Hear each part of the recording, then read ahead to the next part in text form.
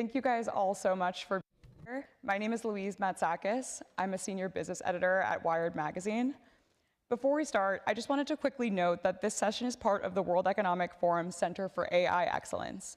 The center works on a number of initiatives, and we're bringing two of them together today: the new AI First Enterprises Initiative and the Safe Systems and Technology Initiative. I think this is going to be a really fascinating discussion about what is, I think, undeniably one of the most exciting and hottest technologies in the world. And I'm really excited to introduce our four participants.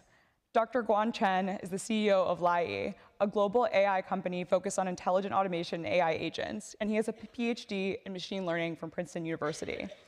Kian Katan-Faresh is the CEO of Workera, an AI-native platform for measuring and developing workforce skills at scale. He previously taught deep learning at Stanford. We have really good representation of the Ivies here today.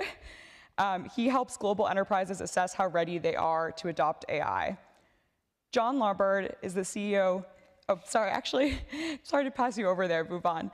Vuvan is the CEO of ELSA, which stands for English Language Speech Assistant, a platform that uses speech recognition technology and generative AI technology to help millions of non-native English speakers master the language.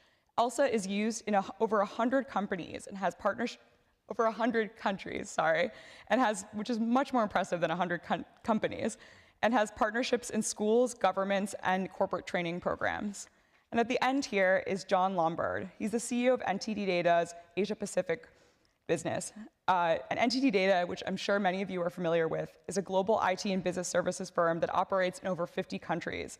Under John's leadership, NTT Data has expanded its global innovation footprint and launched a number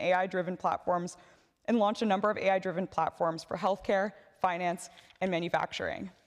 So let's get started. I think let's start with you, Kian. You have a really unique perspective in that your company is both using AI agents and you're also deeply focused on ensuring that workers have the skills they need to succeed in the future. What are you hearing from workers? Are they anxious about how AI agents are going to disrupt their jobs? Are they anxious about job loss? And what do you think are some of the most important skills that workers need to have? I think the first thing with workers is AI used to be a vertical skill, which you would expect engineers to sort of develop. Today, it became a horizontal skill. And so everybody sort of have to learn and acquire those AI skills. As a leader, it's very easy to tell your workforce, just learn AI skills. And they will not find it helpful. They will not actually feel like they're being supported. So you have to go 2 levels down, and you have to first be humble about we're all in it together. I also might not have AI skills, and I'm learning with you. And that level of humility and leadership actually helps bring the workforce alongside with you.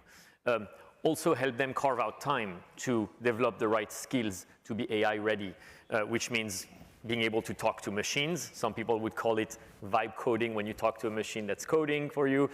Some may call it prompt engineering when you're talking to other agent systems. Support them actively in developing all those skills and develop it yourself and lead by example. I would usually start there. Yeah.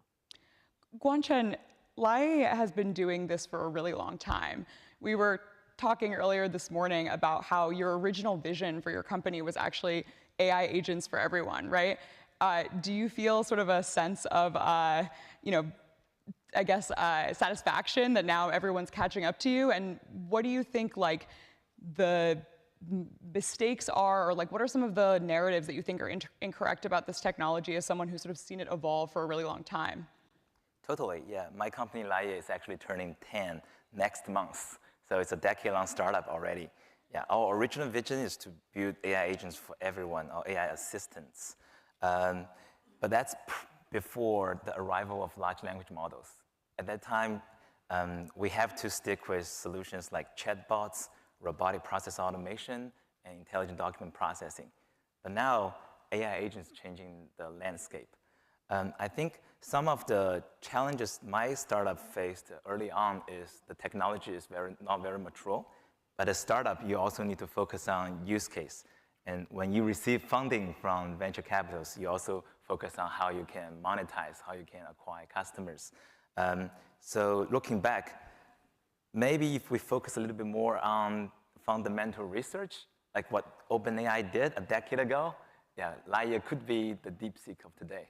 Yeah, but anyway, we try to develop digital workforce solutions with the existing technology almost a decade ago. So we had chatbots for customer services, we had RPA for financial and accounting services, and it's still, to my great surprise, a lot of companies started to embrace it. For example, in China, many large enterprises started doing automation AI projects 5, 6, 7 years ago.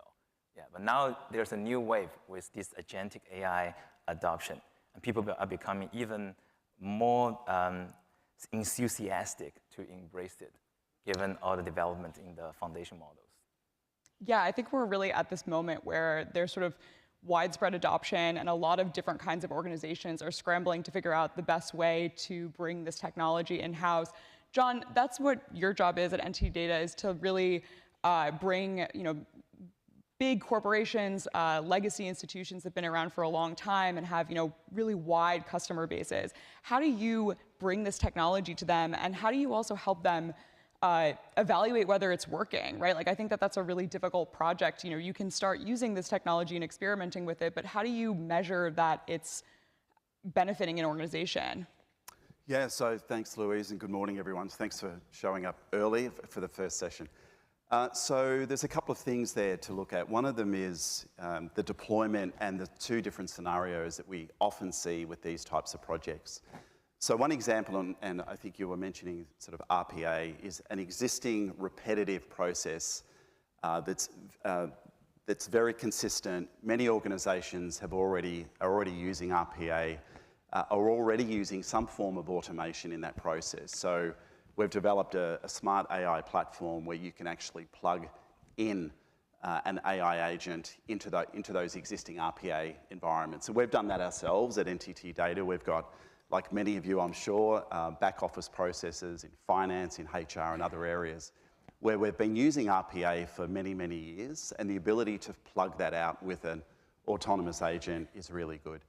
The other area is where we see a redesign, for example, of a complex process where there's tons of human intervention, and it might be on a production line in a factory that's producing something very bespoke and very specialized. And in that scenario, you may have, for example, a shift manager planning the weekly shift based on a set of work orders, but on the weekend there's a football game, half the staff don't show up for work on the Monday, and the AI agent then needs to automatically spin up a contingent workforce, deal with and raise orders with third-party suppliers, and that requires a complete redesign of an existing process. So there's two scenarios, Louise. There's the ones where we see sort of almost like a rip and replace of existing RPA, and another one that requires a significant redesign of an entire process. And maybe just quickly, your last question was about how do we measure? So we're looking at non-traditional metrics. So we're not looking at traditional KPIs. So organizations want to know and understand what the knowledge retention is for the agents, the learning speed. They want to do things like social impact monitoring to make sure that the technology does no harm to society or to their brand. So they're just some of the new KPIs that we're starting to see deployed. How do you measure something like, is the use of this technology harming your brand? Do you use AI to also do that kind of measurement? How do you, monitor that sort of thing if it's not a traditional KPI where like maybe there's a dashboard that you're used to using for collecting that kind of information? I think it varies a lot by industry. There are products out there that will help you do that, but you can actually measure those things using different technologies. So the technology is available. It's more the different requirement of each industry, because a lot of regulated industries, for example, require very specific measurement and monitoring. And then you want to be looking at, as I said, impact on brand, what that does. Is it attracting new customers? People want highly hyper. We all talk about hyper-personalized experiences, and it's the ability to measure those things. I think it varies greatly by industry. Let's turn to one specific industry, which is language learning. And Vu, your business is incredibly close to my heart as somebody that has learned a really difficult second language in adulthood. And I've used a number of different sort of AI platforms to learn Chinese. And it's such a human thing that requires such a careful touch, but your company has been AI first from the start. So what was that like, building something that like you're going to have users interacting with so intimately, but is has this layer of automation underneath? How do you build a startup like that? Yeah, so we start ELSA, which is a language learning platform using AI 9 years ago. So it's way before this AI hype. And I still remember when earlier people had a really big skepticism about learning English with AI because it has always been traditionally learning with teachers, right? Companies hiring all of these teachers and training solution to come to the workforce and train the workforce. But we really believe that the most important element of education, I think John just mentioned on that, is that hyper-personalization. And I think there's a huge theory around the 2 sigma progress, where you get the hyper-personalization and you get a 2 sigma degree of difference when it comes to progress, right? And I think human has limitation, and there's no way that we can offer that experience in the same way that AI does. And so even 9 years ago, we built this AI to really adapt to learners, depends on who they are in their journey. We're starting out with even their accents, right? If you come from China versus Vietnam or Brazil, you all have very different accents, and come with that the challenges in speaking clear English. You have different jobs in industry, right? Like you could be in the manufacturing industry, or we work with banking or call centers. They all have different needs in their English. It's not all about travel and talking about entertainment. It's very job specific. Everybody have a different way of learning, right? Some people learn better visually. Some people learn better with tests and quizzes. And so AI is the only way that can adapt that learning in a hyper-personalized way and build that intimate relationship with the learner so that they can move a lot faster. And one of the most eye-opening learning that I got after launching the product was that learners started feeling a lot more comfortable learning with AI agent, because AI doesn't judge you and people don't feel embarrassed. And that's one of the biggest challenge in learning with human, is that you make a lot of mistakes and you feel embarrassed and you start pulling back, right? And teachers are also uncomfortable giving you that feedback because they don't want you to feel bad. And so AI agent take away all of that insecurities and the judgment and make it a lot more comfortable for you to interact. That's super interesting. This is a question for you, but also for the whole panel here, is how do you think about what level of accuracy you need in order to ensure that a system is safe and accurate and your customers are going to adopt it and that it's going to be reliable? Because one thing I think about with language learning is I've noticed that, for example, models like ChatGPT, the Chinese is pretty good, but sometimes it is good enough to fool someone like me who's not a native speaker, but not actually accurate, right? Or not the way that that would be naturally spoken. But what's often, I think, dangerous is that it looks right? It sounds the way you think it would sound, but it's not correct. And that is a fairly low-risk situation for me trying to translate a business email. But for you guys, like, how do you think about, okay, this is accurate enough that I feel safe deploying it, or this customer solution we've created is workable and we feel comfortable letting the AI agent go? Yes, for someone who worked in natural language processing for many years, I think the current level of large language models are so good. When it comes to language learning, I think it's probably better than anyone on the earth, because in terms of proficiency. So that's also why I'm learning new languages again, using ChatGPT, using Duolingo. Hopefully I use your product someday as well. I'm trying to learn Spanish these days. Yeah, but this is for consumers, right? For language learners. When it comes to enterprise customers, I think the story is a little bit different. Originally, I think maybe as long as we can prove the AI agents powered by large language models can perform better than human workers, then the customer will accept it. Yeah, because human workers make mistakes and are erroneous as well, right? So if the AI agents can do better, say reaching 90% accuracy, it's probably already better than an average worker. But that's not the case. Most business owners or executives, they don't accept that. They would say, can we push it to 99%, 99.99%? Yeah, and in that case, I don't think the base model is strong enough. And And I think almost impossible to reach that type of level because sometimes large language models still hallucinate, and hallucination might be a feature, right? Yeah, so that's the challenging right now. It's similar to autonomous driving when you have the robot taxi driver, you have a higher standards. Yeah, so that's the technical challenge we're facing right now. And I think, You want to go? Yeah. just to add to that, I think a key element as well is the ability for auditability and traceability of these models. So it's critical that there's one question about the accuracy, and obviously if you think of things like bias or gender bias in these models, that can be devastating for a brand if you get a bias, inherent bias in the model.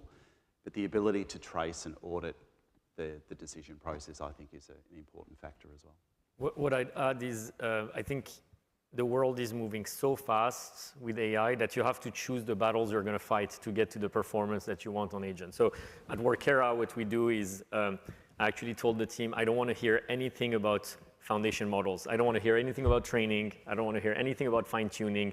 Because what it turns out, if you want to increase accuracy, you can actually, in the old ways, we would probably take a model, train it on our data, and it takes time. It's really painful. But by the time you're done with that process, GPT-5 will be out, and it will beat your version of the foundation model. And so if you want to be future-proof, leave the foundation model where it is. Don't fight that battle. And actually, what we specialize in is all the tools that come on top of it, which is retrieval augmented generation, simple prompts, complex prompts, chains of thoughts prompts, all of these methods, context management and memory management, that can help us get to the level of accuracy that we want.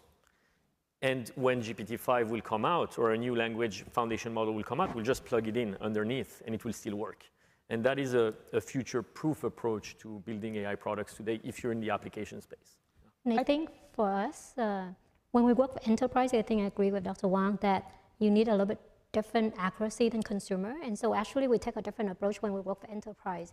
We take all of the training document, protocol, company process, and put into the model so that when the learners practice speaking, let's say you're a customer agent for an industry, we take in all of that script and all of the training protocol. And then so we would train the agent is speak the language of the company. It's not generic GPT, because that could be hallucination. It could be taking a process from a different company, put in your company, right?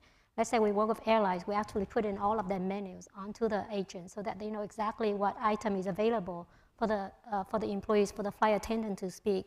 And that would be different between Singapore Airlines versus China Airlines, right? So when you do with enterprise, it's easier to contain the model because you train on a much smaller model that give you the accuracy that serves that customer only, right? Because the customer doesn't care about the big model that everybody's building. They only care about what can you do when you train my employees to speak the language and the process and the product and the services that my company is offering to the people. I think the conversation about what model to use and like whether you should just not ban ChatGPT from the office, discussions about it from the office, brings up an interesting question about like data moats. Like, do you think like having proprietary data, having unique data sets, like is that still a really big differentiator for different kinds of organizations? Like, are you talking to your customers and saying like, okay, we're gonna help you get this sort of data set, or we're just gonna use, like you were saying, Vu, we're just gonna use your internal data here so that like your workers are just learning like, the language of this corporation? Or do you wanna bring in like, different marketing terms or different vocabulary that actually our competitors are using, right? Like, how do you think about what kinds of data to train your AI agents on? I mean, at least for us, there's certain part that become moat. Let's say because we built a company 9 years ago, anything we call it accented English data is a moat for us because again, Chinese English, Vietnamese English, Brazilian English, Japanese English have very different accent. And so we still use our own voice recognition technology that's built on millions of data of people speaking English with different accent. Because right now we still have the best accuracy when it comes to understanding these accented English. So that is a moat, right? Because you don't want to go to a Japanese company and say, hey, this AI agent doesn't understand your English as well. But otherwise, there's less of a moat when it comes to training the big model because that's been taken care of by GPT, right? By OpenAI and all of that big companies. I think the rule of thumb is there's so much data out there is there any data out there that is close enough to what you have? If yes, it's not a moat. And most of the time, data is not going to be a moat anymore, I think. I'll give you one example of where data is a moat.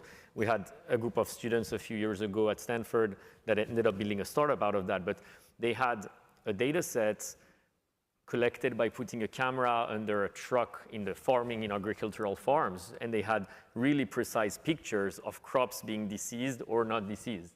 And Google doesn't even have that data. Who has that data? Nobody has that data. In their case, that's the moat. You can go and fine-tune a computer vision model to work on that. But most companies are not going to have a data moat anymore, I think. I think GTM become a moat these days, right? Like speed. And speed to the market. Usually what we would say with our clients and partners is the real moat is learning velocity, is the speed at which you can move. Because one of the meta skill that is a result of AI being fueled everywhere is learning velocity. In AI, the half-life of skill is the lowest of any skill. You're outdated in 3 months if you're not following the news. And so companies that can follow the news and stay at the edge, I think that's the real moat, is you can execute really fast on that. How do you move fast, though? I would say you hire the right talent, you hire for AI readiness, you hire for learning mindset. So in every one of our interviews, we ask, what have you learned in the last 90 days? And what is your learning strategy? Helping your team being plugged in the major AI hubs is very important. So I would usually tell my students, look at my Twitter and look at these people I follow and follow the same people, because they're the ones we trust and they have legit content out there. And if you read Twitter 5 minutes a day over months, you would find yourself being at the cutting edge suddenly. Yeah. Just to add maybe a word of caution. We definitely want to move fast, of course, and I agree. But we don't want to move without, in an organisation, a proper AI usage policy. We don't want to move in an organisation where there isn't a clear ethics and governance framework in place. So one of the things that we've done within my organisation is all of our training that we do, we have different levels of training. I'm sure everyone has a similar methodology or process in your respective companies. But our level 1 training, of which we've got 100% of all of our employees through, starts actually with the horror stories of AI, talks about the regulatory environment, ethical considerations, the governance that needs to be put in place before we embark on these projects, because there's so much opportunity, so much promise this technology will provide. But if we get it wrong, it's proven to be very damaging to our respective organisations, brands and societies. So we certainly encourage, always start with make sure the governance is set up in the right way for these programs.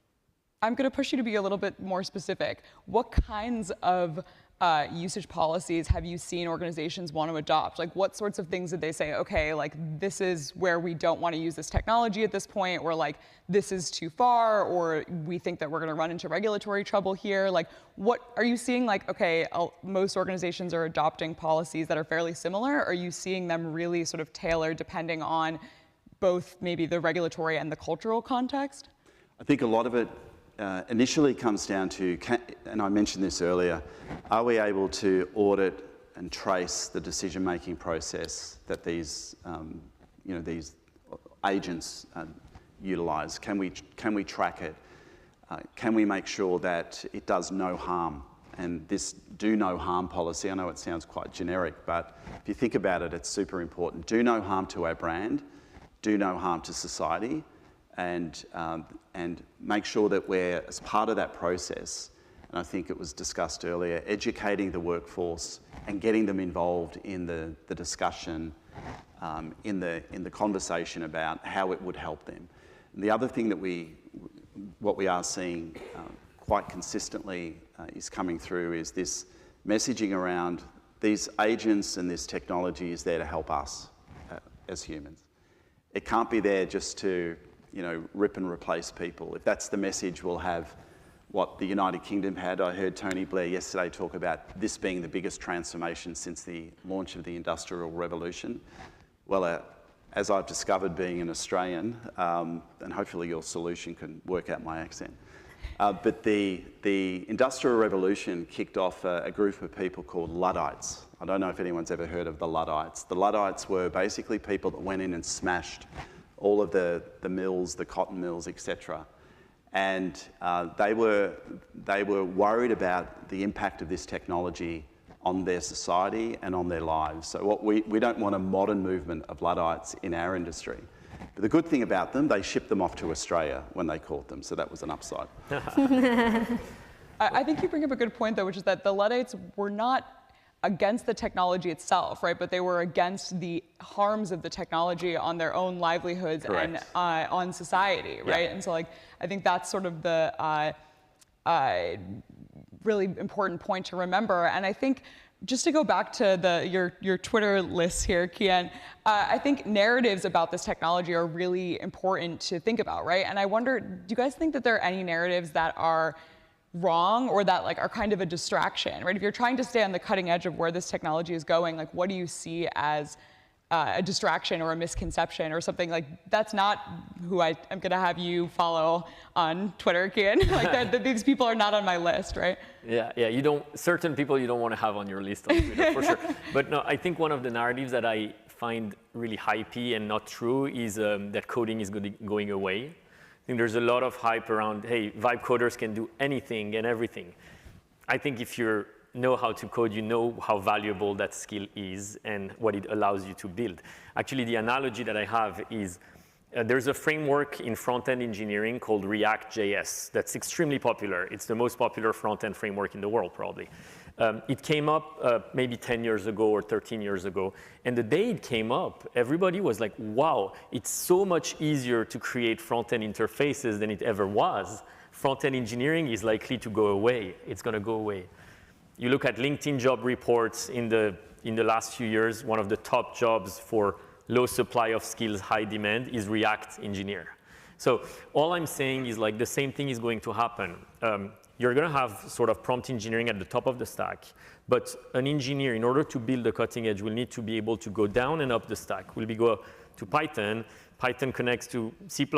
You go down all the way to assembly language, and maybe I don't need to go to assembly language, but having the ability to go down at the level I want to get the details I want in my system is a valuable skill, and that's why I think everybody should continue to learn coding, and I would recommend to ask your kids to learn coding even. Or push them to learn coding if they want. Boo, are you hearing anything that you think is not true? Or are you hearing from the organizations that you work with, especially about like maybe that language learning is not going to be necessary anymore? Like, are you hearing that, and do you think that that's maybe a narrative that's not true? Yeah, I'll give two comments. So one is the language learning, right? Even 10 years ago when I started out the company, and they said, but Google is pushing all of this live translation. Why do you even need to speak English if you can just speak in your own language and got live translated? And I think the biggest challenge in communication is that latency and delay, right? And also that social element of the language. So if you have two people speaking two languages and wait for English to be translated as a broker, you lose half of that nuance of the conversation that you won't get otherwise, right? And so I do believe that language is here, especially English. It's still a global language. It's a digital economy opening up everybody. You can be a remote worker in India and you can still work for an American company, and that has made it a lot more possible. So I think English as a global communication language is here to stay. We might have more languages, but I think it's still there. I think on the AI myth, we do probably talk a lot and say AI has really increased productivity and really dramatically changing, but I think it remains to be seen of the exact productivity at a massive scale, right? Like you can see that, oh, let's say my team, they do it to reduce certain part of their job, but overall the entire job profile is still there, and we haven't seen that it's reducing. I think coding is probably one of the faster productivity time metrics that we can see, right? Because 30% of the code is now moving to like cursor cloud code, but otherwise in HR finance, you're leveraging that to do a little bit, but you haven't seen a massive productivity proven at scale, right? And I think that's remained to be seen. Probably it's coming up in the next 6 months or something, but I think up until now, companies are still trying to measure that productivity gain to really showcase the power at the bigger scale. I think at single individual scale, you might see a little bit of that, but not at a company-wide scale. Isn't it my feeling is it's happening, we just don't have the measures yet. That's right. So I think that's why I think it's right now we just can't see it clearly and put down a number of saying like what exactly is the productivity gain at a company-wide level. But without that data, the narrative can be like it's 99% an increase in productivity, right? And like we only are going to have one worker instead of 100 or whatever it is, right? Like I think there's still kind of a murkiness, right, about like exactly what is happening. To take your point about productivity, let's get maybe a little bit personal. How has this technology improved your own productivity? Like, are there any like fun use cases of how you're using AI agents? Are any of you booking travel? Are you answering emails? And I'm also curious, where do you become the human in the loop again, right? Like, are you drafting an email but not letting the AI agent send it? Does anyone have any good use cases? Go ahead, John. Is this a fun use case or a serious use case? Fun or serious? Okay, good. So I'm a sailor. I like to sail recreationally. And I was with a group of friends. There were 5 of us, and we had a 6th crew member, which was my AI. It's a chat GPT that I'm teaching to speak with an Australian accent. It's getting very good. And actually, it was unbelievable. I did it as a test. My friends are not in our industry, so they're different. They come from different backgrounds. And I actually did it to show them what you could do with these types of technologies. And it actually shocked me. It was, so we have to keep a log on a boat. It's by law, you need to keep a log. So I just asked it, do you know anything about keeping naval logs? And yeah, no worries, mate, done. So it managed everything, including the navigation of our sailing trip as well. And things like, just showing, and I know we've all done it, but we showed it the fridge with our very basic food suppliers and said, what can you make us?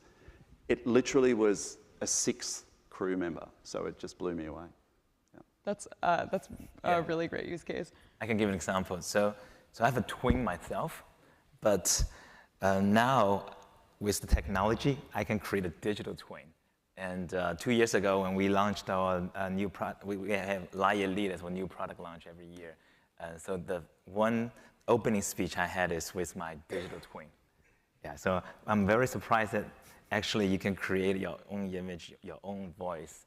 So this makes me having a digital twin for work, but also have a physical twin in my real life. Yeah, so that's how technology is changing. I blew my mind because I thought this might happen, way in many years later, but now it's already happening. You can have conversation with yourself. As a daughter of a mom who also has a twin, I am very curious about how your twin felt about that, because I know 2 twins very intimately, and I think one of them would be, sort of amused by that. Yeah, he can create a digital twin himself. You'll have quintuplets soon enough, right? I'm curious, did you just use it to project your likeness, or did you also use the AI to write the speech and to give the speech? Like, how deep was sort of the integration of the technology, and how automated was it really? Yeah, I tried to provide some voice data, so the voice would sound like me, but also I asked him to research about me, my company, and from the public data, and then it kind of pick up who I am and what I do. Yeah, so then I start brainstorming with the digital twin. Yeah, it feels pretty intimate and sometimes inspiring as well. Yeah. Kian, do you have a twin as well? I don't have an actual twin, but I do use AI a lot, and I have a few serious use cases and one not too serious, but really funny, hopefully funny. The serious use cases I like is self-awareness. So I use the Workera product to benchmark myself in a variety of skills so that I know where I stand compared to the market. Am I ahead? Am I behind? I also like self-awareness prompts. You can ask GPT based on what we discussed, what do you think I could do more, and what do you think I should do less, and what do you think my top skills are? And it would pick up on certain things that connect to my values maybe better than anyone could, because I actually talk to it about work, about personal life, so it has actually a very broad view of who I am, and it helps me. Before I drive to a board meeting, I usually turn on the voice and spend an hour practicing the board meeting with AI before I get to the board meeting, and it's very fresh in my mind. And then my favorite use case, which I actually used 2 days ago, I went to the barber shop randomly at the mall there, and I cut my hair, and I know my girlfriend sort of is always panicked when I go to the barber shop because she doesn't know what I'm going to do, and I don't know what to ask for. And so I took a picture, and I asked GPT to generate a horrible haircut. So it's a deep fake, but it's a healthy deep fake. And I sent it to her, and she freaked out. And I think AI for pranking is actually a really cool use case. These are great. Do you have any, Vu? Do you have any good use cases from your life? Yeah, I mean, similarly, I think on the serious one, it's actually similar concept to digital twin, but in my company, they build a custom agent that thinks like I think, so it's the digital Vu twin. And then what they do is before they send me anything to review, usually when they send you stuff, you review and you give feedback and they iterate, they come back to you. Right now, the AI agent would think like me, so then provide feedback first, and they do all of that iteration. So by the time it reaches me, it's 80% better than what it would be at the beginning. So now it cuts short my time to review. It makes them look better because now everything looks much better. So actually the AI agent can predict what feedback I would give it to them and give it back to them first. So that's on the serious one. On the personal one, I built an AI agent just to be my dietitian. So I have certain criteria. One, let's say, I don't know, low cholesterol and certain criteria. So I told my AI agent, and now everything I eat, I just take a picture of the menu or whatever it is, and they say, hey, do this and not do that because there's so many ingredients and I forgot which one is good for what. And if I go to a buffet, I just take the entire picture and then they upload it, and then they tell me don't pick this one, pick that one, or pick that one but remove that cheese or whatever it is. And so I think it's easier so that I can stick to my diet. These are such great use cases and honestly are really inspiring, and I'm going to try some of them, although I don't think I'm going to sail just with the AI because I don't know how to sail. Give it a go. I think I still need some human crew, but maybe we'll have the AI added. I think you guys really just sort of articulated these really specific ways that your life and your companies are already changing. Can you take that a little bit broader? In the next, maybe 3 to 5 years, like, do you think there are certain jobs, certain cultural norms that are going to change because of AI agents? Like, what is the world going to look like in a few years from your perspective? I can go first. Yeah, so one of the predictions that we're making for the next 5 years is all Fortune Global 500 companies will have more digital workers in the form of AI agents than human workers. Yeah. Of course, human-digital worker collaboration will still be very, very important.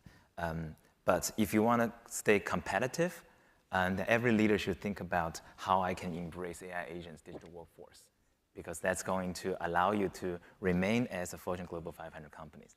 And for those startups, for the smaller companies, I think the adoption of AI agents will be even faster and quicker. Then they can rise to that level of Fortune Global 500. So the leadership is extremely important. When you ask a question about how the company can move fast, I think it's the mindset that the CEO or the founder of the company really should push for that. One of our customer, which is a manufacturing company, going overseas from China, and the CEO strongly pushed for the adoption of AI. And running hackathons across departments. Even though it's in a very traditional industry, then you can see the change once the leadership mindset changes first. Yeah. And I think the other cultural change within company is about management. Traditionally, people would think of a good manager to be a good people manager, right, with strong communication skills. But nowadays, we're seeing the role of management changing. Very soon, I think the evaluation metric for a good manager is how many digital workers can you manage? Can you drive performance from a team of agents? That's a different skill set, right? It's not about communication just with people, but also how you can prompt your agents to do the best work they can do, and how you can ensure their performance, their safety, and also efficiency and productivity. Yeah, so very soon, I think the role of managers will evolve. Yeah, I don't think there will be very soon like one-man unicorn yet, but a small team creating a lot of value, that's definitely possible. the revenue per employee, these metrics will tremendously increase. So more AI agents working in companies, maybe smaller companies that can be more dynamic and do more. Okay, those are two predictions. Does one of you guys have some other predictions for the next few years? We've done a survey of 2,500 clients globally, CEOs, on what their investment plans are for specifically around agentic AI. So 99% of CEOs, probably no surprise, are predicting some level of investment in that field in the next 2 years, which is good news for you guys. But of that, 2/3 are saying there will be significant investment in the next 2 years. So there's no doubt that this is going to be an absolutely huge industry. It's going to change a lot of things, a lot of social norms, etc. And that's why we talk a lot about the ethical use and the correct governance of these projects being important. The other thing to note, though, is globally, there's over 2.5 billion people that don't have access to the internet.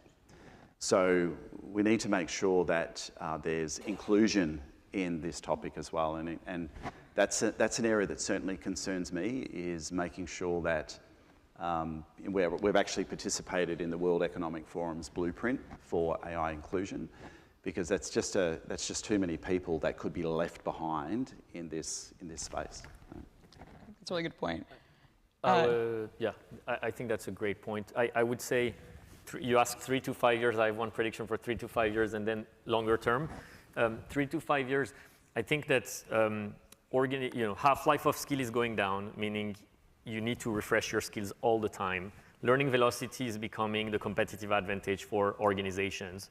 I think as a result, they have to become skills-based organizations. We're going to start seeing the first set of skills-based organizations, which are really good at measuring skills internally. That's called skills intelligence. Once you're really good at measuring skills, you can operate with data rather than operating with vibes or who you know, or I managed this person last year and I think they did well and I'm going to give them the best projects I have. And that's going to turn organizations into faster moving organizations, essentially. You're going to see more movement. People are going to switch careers very commonly in companies. Even this year at Workera, I can point to multiple people that are in a completely different function at the company than they were at the beginning of the year. And I think that's going to become the table stake. Movement, vertical, horizontal. Even once you start measuring skills well, you can pay people based on skills. You can actually create incentives for people to reskill automatically with the right incentives. I think we're going to get there in the coming years. Longer term, I have a theory on what would humans do when AGI comes? What would they do? I think that there is a chance that, if we look at a circle where all the data in the world is inside, and you have a book in math and a book in Japanese, and AI can learn how to teach math in Japanese because it goes really good at interpolating, or like in the middle of the circle operating. We're all going to move to the edge of the circle, which is quantum, cyber, AI, cutting-edge stuff, ethical AI. That's the stuff on the edge of the circle. I would not be surprised if a significant portion of the workforce will be pushed to work on the edge of the circle. And at the same time, the second trend, I would say, is the experience economy. Vu, you probably can talk about that a lot, but being human is special. We value humans. And I think there's a lot of jobs that are going to be created in the experience economy, giving experience. So at the end of the day, maybe a lot of us will be either researchers or we will be providing experiences, I think that's a great note to end on. I'm now going to open it up to you guys if you have any questions for the panelists. You can just raise your hand and we'll come over to you with a microphone. Does anyone want to?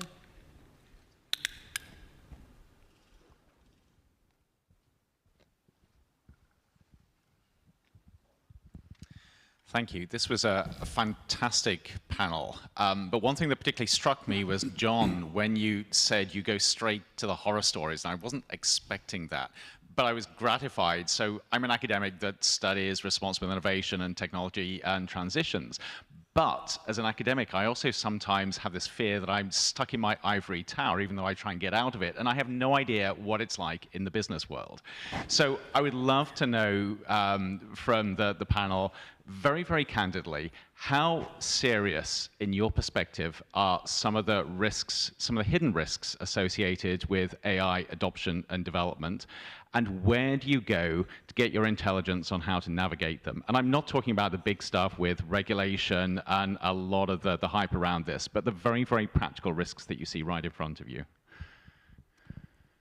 I'm happy to start. I think I've referenced some of them. So we've done a lot of work surveying our client base on this particular topic.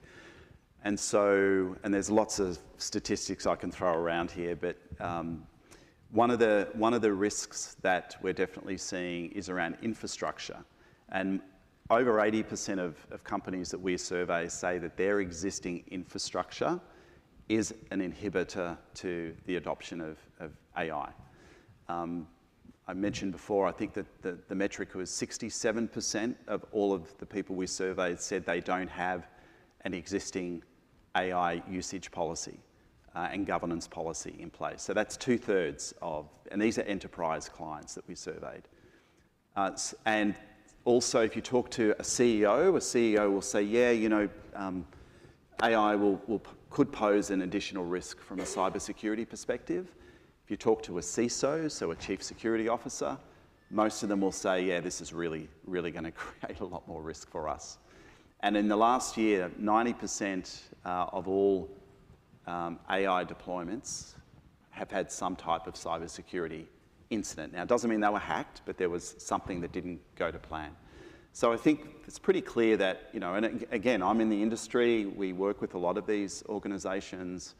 I'm a big believer in the technology, but it's got to be done right because it can do, as I said, it can do untold damage to society and to our brand. So, so just, you know, a note of caution, not a note of this is terrible. It's absolutely not, but we just need to make sure we're doing it the right way.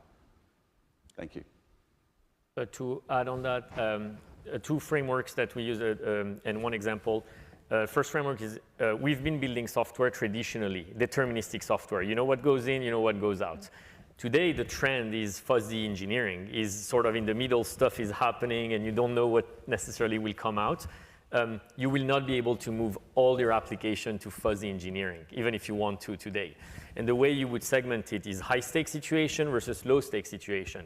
In our case, we have an agent that can do learning, but it can also do hiring. And hiring is a much higher stake than learning. You can actually afford the agent being wrong in learning because nobody's going to die. It's not a big deal. The person will retry. In hiring, you're making decisions based on people's jobs. And so the level of safety and responsibility and traceability that you put in is one step ahead of the other applications. As an organization, you sort of want to start in a low-stake situation because you still want your workforce to play with it and to get good at it. The best example I've seen is actually Google, probably 15 years ago now. If you remember when Google found 2 billion cats on YouTube. I don't know if you remember that project. What's brilliant about that project is if you don't find the cats on YouTube, nobody's going to die. And the nice thing is that everybody heard about neural networks at Google after that happened. So you started seeing engineers who didn't work on that project build with neural networks because they were like, wow, it found the cats on YouTube. That's so crazy. And so I would try to find the balance between the low-stake application where you can experiment and move fast and the high-stake where you want to be super safe and deterministic.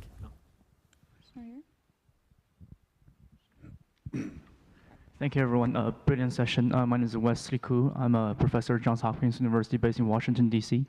I just want to float an observation by you and see what you think. In the past 20 years or so, the technology world has been very bimodal, right? So on one hand, you have the American companies with their infrastructure, Microsoft World, iOS, and China has its sort of like own kind of Huawei, Harmony, etc.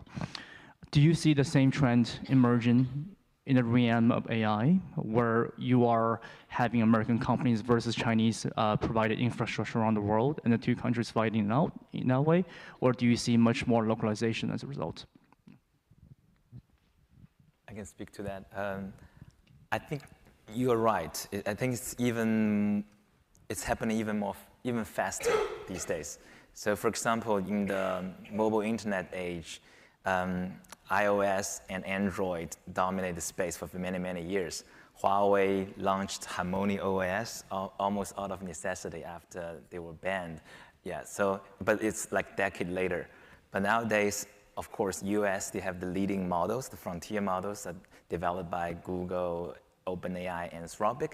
But you can see companies like DeepSeek and Alibaba, which launched the Q1, they're also developing very advanced models with strong reasoning capability, right? Yeah, but there's also a slight change. Because nowadays, it seems that the Chinese models are dominating the open source space, right? The US models are more closed sourced. So that's the difference. That's a different thing. I think also as AI gets scaled globally, open source is going to become even more important. So it'll be very interesting to see if OpenAI will become even more open, if DeepSeek can remain competitive with this open source model. Yeah, so that's what's going to be very interesting to unfold in the next few years. I think in the foundational model, it might be a game between the big guys, right? But I think application layers, I think that's a global play. Because now everybody can basically do anything, and you can be a company in any country and build an application layer as an AI agent that serves the rest of the world. So I think the game is a lot more open at the application layer than the foundational model at this point. Just add one word on that. To me, it's very hard to beat the first mover. In foundation model, the first mover is going to continue to get better. And I think the rule of cloud with AWS being the first mover, and then in the US, Azure and GCP, the rule of 70, 20, 10 is likely to be respected, I think, in a specific region. But at the end of the day, it's going to be about national security. Regions prioritizing their own models, Europe with Mistral or US with, and so I think that may change sort of the playing field in different regions, but it's really hard to beat the first mover, in my opinion. Yeah.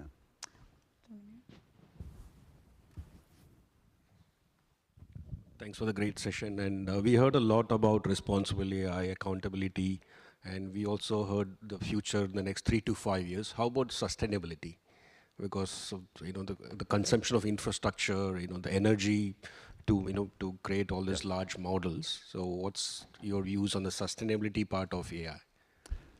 I'm happy to maybe start on that one. We provide, we're the third largest data center provider in the world, and we're currently building significant capacity in the Asia Pacific region. So we run, for example, 14 data centers in India, and we're investing significantly larger amounts in that space. So it's a huge challenge. We also have just opened a submarine cable. I know it's not the sexiest topic, submarine cables. I love undersea cables, so I think it's they're so cool. They're so cool.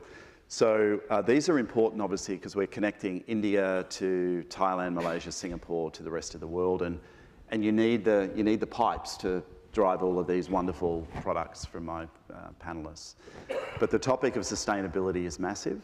So specific technologies that we're looking at, liquid cooling technologies, direct contact cooling technologies, and of course, everyone will talk about renewables, solar, wind, etc. But these are technologies that we're putting in our data centers in Asia Pacific, and they will reduce energy consumption on these,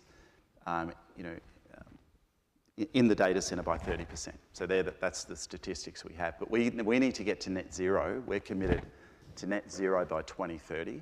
So we need to continue to deploy these technologies. But it's a fundamental point that these models, whether they're frontier models, foundation models, or enterprise inferencing, just chew up enormous amounts of energy. So we've got a collective responsibility, not just as companies, but as governments to make sure that we're finding a solution to this challenge, for sure.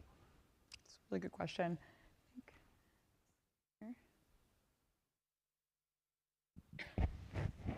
Hi, great session, thank you. So I'm Chief Digital Officer for Indorama Venture. It's a global chemical company, so working a lot in these topics.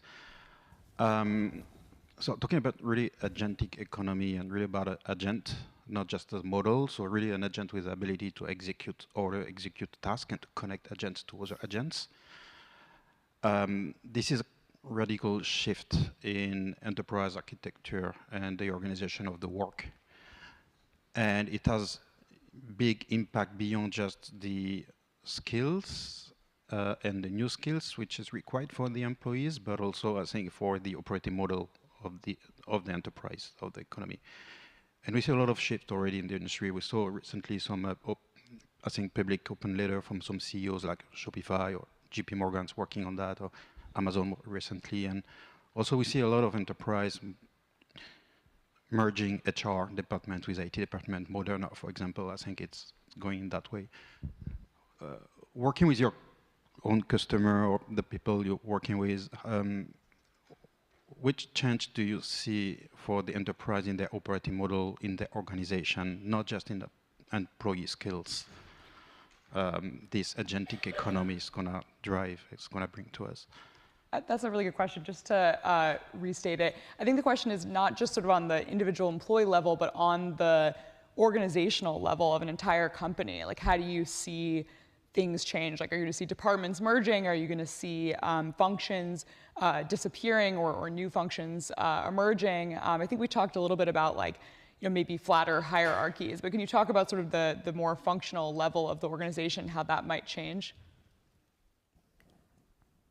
Maybe I'll say one point. I totally agree. So the agentic economy is very related to work execution. So on the organizational level, I think it's my customers, our company's customers, they're all looking for leveraging AI agents to close the work execution gap. What I'm seeing is the HR department is going to be even more important, because it not only manages the human resources, very soon it's going to manage the digital workforce, the digital worker resources within the company. Yes, I think for some time, I think the HR, some of our customers actually have the HR head to lead the AI initiative. That's very surprising, right? Sometimes you have chief scientist, chief digital officer, chief information officer to lead automation. But in this new wave, AI agents, some companies have already come to the realization this is a new form of human resources or worker resources. Yeah, so I think that's going to change. Yeah, the company that leverages AI agents, agentic technology the best to create more digital workforce resources will be the company that will be very competitive going forward. I think we have time for one more question. Oh, I was going to jump. Oh, okay.